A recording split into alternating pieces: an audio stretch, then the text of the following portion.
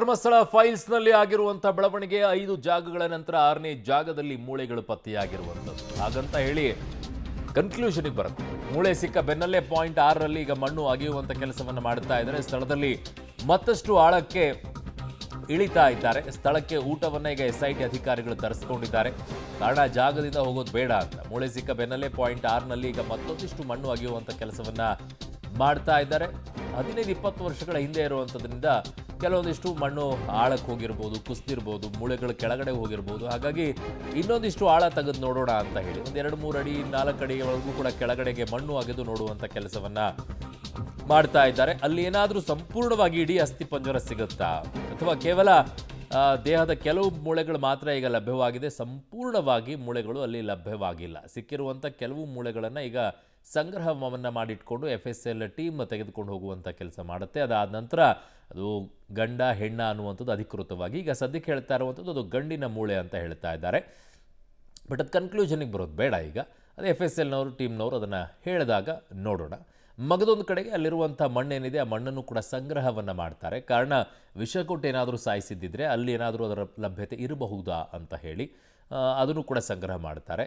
ಇವೆಲ್ಲವೂ ಕೂಡ ಆದ ನಂತರ ಸುತ್ತಮುತ್ತಲೂ ಕೂಡ ಕೆಲವೊಂದಿಷ್ಟು ಜಾಗಗಳನ್ನೇ ಹುಡುಕ್ತಾ ಇದ್ದಾರೆ ಅಲ್ಲೇ. ಕಾರಣ ಈ ಮೂಳೆಗಳೇನಾದರೂ ಆ ಕಡೆ ಈ ಕಡೆ ಏನಾದರೂ ಹೋಗಿರೋ ಸಾಧ್ಯತೆ ಇದೆಯಾ ಅಂತ ಹೇಳಿ. ಹಾಗಾಗಿ ಈಗ ಹಿಟಾಚಿಯನ್ನು ನಿಲ್ಲಿಸಿ ಅಗೆದು ಮೂಳೆಗಳನ್ನು ಪತ್ತೆ ಹಚ್ಚುವಂಥ ಕೆಲಸ ಮಾಡ್ತಾ ಇದ್ದಾರೆ. ಹಿಟಾಚಿ ಮೂಲಕ ಆದರೆ ಡ್ಯಾಮೇಜ್ ಆಗಬಹುದು ಅನ್ನೋ ದೃಷ್ಟಿಯಿಂದ ಅಲ್ಲಿ ಯಾರು ಕೆಲಸಗಾರರಿದ್ದಾರೆ ಅವರಿಂದನೇ ಕಡೆ ಮಣ್ಣು ಅಗೆಯುವಂಥ ಕೆಲಸವನ್ನು ಮಾಡ್ತಾ ಇದ್ದಾರೆ. ಇದು 6ನೇ ಜಾಗದಲ್ಲಿ ಸಿಕ್ಕಿರುವಂತಹ ಮೂಳೆಗಳ ವಿಚಾರ. ಸಂಪೂರ್ಣವಾಗಿ ಅಸ್ಥಿಪಂಜರ ಸಿಕ್ಕಿಲ್ಲ. ಅನಾಮಿಕ ಹೇಳ್ತಾ ಇದ್ದಿದ್ದು ನಾನು ಇಡೀ ದೇಹವನ್ನು ಇಲ್ಲೇ ಹೂತು ಹಾಕಿದ್ದಿದ್ದು ಅಂತ ಹೇಳಿ. ಬಟ್ ಇಡೀ ದೇಹ ಹೂತು ಹಾಕಿದ ನಂತರ 1-2 ಮೂಳೆಗಳು ಹೇಗೆ ಸಿಗುತ್ತೆ? ಇಡೀ ದೇಹ ಅಸ್ಥಿಪಂಜರ ಸಿಗಬೇಕಲ್ವಾ ಅಂತ ಹಲವರು ಪ್ರಶ್ನೆಯನ್ನು ಎತ್ತುತ್ತಾ ಇದ್ದಾರೆ.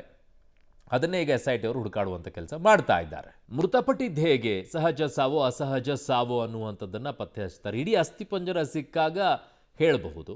ಅದಾದ ನಂತರ ಅದು ನಿಮಗೆ ವಿಷ ಕೊಟ್ಟಿದ್ದಿದ್ರೆ ಕೆಲವು ಪಾರ್ಟ್ಸ್ಗಳು ಸಿಕ್ಕರೆ ಗೊತ್ತಾಗಬಹುದು. ಮಣ್ಣಿನ ಸಂಗ್ರಹ ಮಾಡಿದಾಗ ಅದರಲ್ಲಿ ಗೊತ್ತಾಗುತ್ತೆ. ಇನ್ನು ಅತ್ಯಾಚಾರ ಆಗಿದೆ ಅಥವಾ ಲೈಂಗಿಕ ದೌರ್ಜನ್ಯ ಆಗಿದೆ ಅನ್ನುವಂಥದ್ದು ಹೇಗೆ ಸಾಧ್ಯ ಆಗುತ್ತೆ?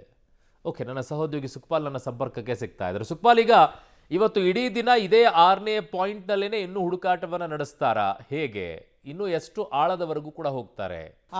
ಅರುಣ್, ಈಗ ಸದ್ಯದ ಮಟ್ಟಿಗೆ ಈ ಒಂದು ಕಾರ್ಯಾಚರಣೆಯನ್ನ ಸ್ಥಗಿತಗೊಳಿಸಿದ್ದಾರೆ. ಅಂದ್ರೆ ಸುಮಾರು 6 ಅಡಿಯಷ್ಟು ಆಳಕ್ಕೆ ಹೋಗಬೇಕು ಅನ್ನುವಂಥ ನಿರ್ಧಾರ ಮೊದಲೇ ಮಾಡಿದ್ರು.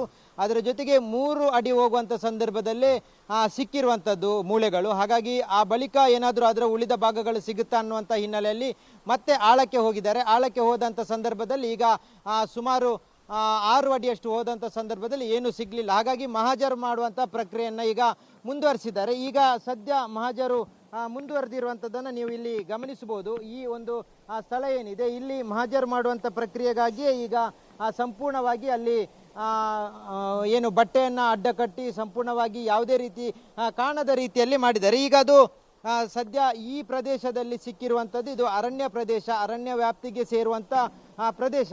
ಹಾಗಾಗಿ ಈ ಪ್ರದೇಶದಲ್ಲಿ ಯಾವ ಕಾರಣಕ್ಕಾಗಿ ಆತ ಇಲ್ಲಿ ಹೂತಾಕಿದ್ದಾನೆ ಅನ್ನುವಂಥ ಪ್ರಶ್ನೆಯು ಉದ್ಭವ ಆಗುವಂಥದ್ದು ಇಲ್ಲಿ ನೀವು ಗಮನಿಸಬೇಕಾಗುತ್ತೆ. ಇದು ಧರ್ಮಸ್ಥಳದ ಸ್ನಾನಘಟ್ಟದ ಬಳಿಯಲ್ಲಿರುವಂಥ ಒಂದು ಪ್ರದೇಶ. ನೀವು ಇನ್ನೊಂದು ಭಾಗದಲ್ಲಿ ಯಾರನ್ನು ಗಮನಿಸಬಹುದು, ನಿಮಗೆ ಕಾಣ್ತಾ ಇರುವಂಥದ್ದು ನೇತ್ರಾವತಿಯ ಸ್ನಾನಘಟ್ಟ. ಧರ್ಮಸ್ಥಳಕ್ಕೆ ಬರುವಂಥ ಭಕ್ತಾದಿಗಳು ಈ ಸ್ನಾನಘಟ್ಟದಲ್ಲಿ ಸ್ನಾನ ಮಾಡಿ ಬರುವಂಥದ್ದು. ಅದರ ಪಕ್ಕದಲ್ಲಿ ಪಾಯಿಂಟ್ 1 ನಂಬರ್ ಸಿಕ್ಕಿರುವಂಥದ್ದು. ಅದಾದ ಬಳಿಕ ಇದು ಸಂಪೂರ್ಣವಾಗಿ ಇದು ಅರಣ್ಯ ಪ್ರದೇಶ, ಅರಣ್ಯ ಇಲಾಖೆಗೆ ಸೇರಿದಂಥ ಪ್ರದೇಶ. ಇನ್ನೊಂದು ಭಾಗದಲ್ಲಿ ನೀವು ಗಮನಿಸಬಹುದು, ನೇರವಾಗಿ ಈ ಕಡೆ ಬಂದರೆ ನೇತ್ರಾವತಿ ನದಿ ಹರಿಯುತ್ತದೆ. ನದಿಯ ಸೇತುವೆಯನ್ನು ನೀವು ಇಲ್ಲಿ ಈ ಭಾಗದಲ್ಲಿ ಗಮನಿಸಬಹುದು. ಅಂದರೆ ನಾನು ಇದನ್ನ ನಿಮಗೆ ನಮ್ಮ ಕ್ಯಾಮ್ರಾಮನ್ ನಿಶಾಂತ್ ತೋರಿಸ್ತಾ ಇರುವಂಥದ್ದು ಇದು ಬ್ರಿಡ್ಜ್. ಇದು ಈ ಬ್ರಿಡ್ಜ್ ಮತ್ತೆ ನೇತ್ರಾವತಿ ಸ್ನಾನಘಟ್ಟದ ಮಧ್ಯಭಾಗದಲ್ಲಿರುವಂಥ ಈ ಅರಣ್ಯ ಪ್ರದೇಶ ಏನಿದೆ, ಈ ಅರಣ್ಯ ಪ್ರದೇಶದಲ್ಲಿ ಈಗ ಮೂಳೆಗಳು ಸಿಕ್ಕಿರುವಂಥದ್ದು. ಹಾಗಾಗಿ ಈ ಮೂಳೆಗಳ ಸಿಗಬೇಕಿದ್ರೆ ಆತ ಇಲ್ಲಿ ತಂದು ಹೂತಾಕಿದ್ದಾನೆ. ಈ ಅರಣ್ಯ ಪ್ರದೇಶದಲ್ಲಿ ಯಾವ ಕಾರಣಕ್ಕಾಗಿ ಹೂತಾಕಿದ್ದಾನೆ ಅನ್ನುವಂಥದ್ದು ಈಗ ಮುಂದಿನ ತನಿಖೆಯಲ್ಲಿ ಗೊತ್ತಾಗುವಂಥದ್ದು. ಈಗ ಇಲ್ಲಿರುವಂಥ ಅನಾಥ ಶವಗಳನ್ನು ಕಂದಾಯ ಇಲಾಖೆಯವರು ಗ್ರಾಮ ಪಂಚಾಯತ್ನವರು ಕಂದಾಯ ಇಲಾಖೆಯ ಜಾಗದಲ್ಲೇ ಹೂತಾಕುವಂಥದ್ದು ಪ್ರಕ್ರಿಯೆ ಇರುವಂಥದ್ದು. ಆದರೆ ಅವರು ಯಾವ ಕಾರಣಕ್ಕೂ ಈ ಭಾಗದಲ್ಲಿ ತಂದು ಹೂತಾಕ್ಲಿಕ್ಕೆ ಸಾಧ್ಯ ಇಲ್ಲ ಅಂತ ಹೇಳಿದರೆ ಈಗ ಸಿಕ್ಕಿರುವಂಥ ಕಳೆ ಬರಹಕ್ಕೆ ಏನಾದರೂ ದಾಖಲೆ ಇದ್ದರೆ ಅದು ಗ್ರಾಮ ಪಂಚಾಯತ್ನಲ್ಲಿ ಇರಬೇಕಾಗುತ್ತೆ. ಗ್ರಾಮ ಪಂಚಾಯತ್ನಲ್ಲಿ ಇದರ ಬಗ್ಗೆ ದಾಖಲೆಗಳು ಇದೆಯಾ ಅನ್ನೋದ್ರ ಬಗ್ಗೆ ಈಗಾಗಲೇ SIT ಅಧಿಕಾರಿಗಳು ಇಲ್ಲಿನ ಪಂಚಾಯತ್ನ ಸಿಬ್ಬಂದಿಗಳನ್ನು ಸಂಪರ್ಕ ಮಾಡಿರುವಂಥದ್ದು. ಅವರ ಹತ್ರ ಸುಮಾರು 1980ರಿಂದ ಎಲ್ಲ ಮೃತದೇಹಗಳನ್ನು ಹೂತಾಕಿರುವಂಥ ಮೃತದೇಹಗಳ ಬಗ್ಗೆ ಮಾಹಿತಿಗಳು, ದಾಖಲೆಗಳು ಇದೆ ಅನ್ನುವಂಥದ್ದನ್ನು ಹೇಳಿದ್ದಾರೆ. ಹಾಗಾಗಿ ಇಲ್ಲಿ ಈಗ ಈ ಒಂದು ಪ್ರಕರಣದಲ್ಲಿ ಈಗ ಕಳೇಬರ ಸಿಕ್ಕಿರುವಂಥ ಹಿನ್ನೆಲೆಯಲ್ಲಿ ಮುಂದಿನ ದಿನಗಳಲ್ಲಿ ತನಿಖೆಯ ವೇಳೆ ಈ ಗ್ರಾಮ ಪಂಚಾಯತ್ನ ಅಧಿಕಾರಿಗಳು, ಅದರ ಜೊತೆಗೆ ಇಲ್ಲಿನ ಕಂದಾಯ ಇಲಾಖೆಯವರು, ಜೊತೆಗೆ ಅರಣ್ಯ ಇಲಾಖೆಯವರು ಎಲ್ಲರೂ ಭಾಗವಾಗ್ತಾರೆ. ಹಾಗಾಗಿ ಅವರನ್ನು ವಿಚಾರಣೆ ಮಾಡುವಂಥ ಸಾಧ್ಯತೆ ಇದೆ. ಈಗ ಇಲ್ಲಿ ಸಿಕ್ಕಿರುವಂಥ ಮೃತದೇಹವನ್ನು ಗ್ರಾಮ ಪಂಚಾಯತ್ನವರೇ ಹೂತಾಕಿದ್ದಾರಾ ಅಥವಾ ಆತನೇ ತಂದು ಹೂತಾಕಿದ್ದಾರಾ ಅನ್ನೋದಕ್ಕೂ ಗ್ರಾಮ ಪಂಚಾಯತ್ನವರು ಈಗ ಖಂಡಿತ ಉತ್ತರ ಕೊಡಬೇಕಾಗುತ್ತೆ. ಅದಕ್ಕೆ ಬೇಕಾದಂಥ ದಾಖಲೆಗಳನ್ನು ಕೊಡಬೇಕಾಗುತ್ತೆ. ಈ ಹಿನ್ನೆಲೆಯಲ್ಲಿ ಈಗ ಆ ತನಿಖೆಯನ್ನು SIT ಅಧಿಕಾರಿಗಳು ಇವತ್ತಿನಿಂದಲೇ ಮುಂದುವರಿಸಿರುವಂಥದ್ದು. ಈಗ 6ನೇ ಪಾಯಿಂಟಲ್ಲಿ ಏನು ಸಿಕ್ಕಿರುವಂಥ ಕಳೇಬರ ಇದೆ, ಹೀಗಾಗಿ ಅದರ ಮಹಾಜರು ಪ್ರಕ್ರಿಯೆ ಈಗ ನಡೀತಾ ಇರುವಂಥದ್ದು. ಇವತ್ತು ಪೂರ್ತಿ ಇದೇ ಕೆಲಸ ಮುಂದುವರಿಯುವಂಥ ಸಾಧ್ಯತೆ ಇದೆ. ಯಾವುದೇ ರೀತಿಯಾದಂಥ ವಿಶ್ರಾಂತಿ ತಗೊಂಡಿಲ್ಲ, ಊಟದ ವಿರಾಮ ತಗೊಂಡಿಲ್ಲ, ಅಲ್ಲೇ ಮಹಾಜರನ್ನ ಮಾಡುವಂಥ ಪ್ರಕ್ರಿಯೆಯನ್ನು ಅಧಿಕಾರಿಗಳು ಇಡೀ ತಂಡ ಮುಂದುವರಿಸಿರುವಂಥದ್ದು. ಅರುಣ್, ಓಕೆ, ಹಾಗೆ ಸಂಪರ್ಕದಲ್ಲಿ ಸುಪ್ಪಾಲ್ ವಾಪಸ್ ಬರ್ತೀನಿ ನಿಮ್ಮ ಹತ್ರ. ಸೊ ಈಗ ಸಿಕ್ಕಿರುವಂಥ ಜಾಗದಲ್ಲಿ ಇನ್ನೂ ಹುಡುಕಾಟವನ್ನು ನಡೆಸ್ತಾ ಇದ್ದಾರೆ. ಒಟ್ಟು 6 ಅಡಿ ಗುಂಡಿ ತೋಡುವಂಥ ಕೆಲಸಕ್ಕೆ ಮೊದಲು ಯೋಚನೆಯನ್ನು ಮಾಡಿದ್ದು, 3ನೇ ಅಡಿಗೆ ಈ ಮೂಳೆಗಳು ಸಿಕ್ಕಿದೆ ಅಂತೆ. ಹಾಗಾಗಿ ಈಗ ಅದನ್ನು ಇನ್ನೂ 9 ಅಡಿ ಹೋಗೋಣ ಅಂತ ಯೋಚನೆಯಲ್ಲಿದ್ದಾರೆ. 9 ಯಾಕೆ, ಇನ್ನೂ 15 ಅಡಿನೇ ಹೋಗಿ ಕ್ಲಿಯರಾಗಿ ಗೊತ್ತಾಗಬೇಕಲ್ಲ ಅಲ್ಲಿ ಅಸ್ಥಿಪಂಜರ ಇದೆಯಾ ಇಲ್ವಾ, ಕೇವಲ ಇದಷ್ಟೇ ಮೂಳೆ ಸಿಕ್ಕಿದೆಯಾ ಏನು ಅಂತ ಹೇಳಿ.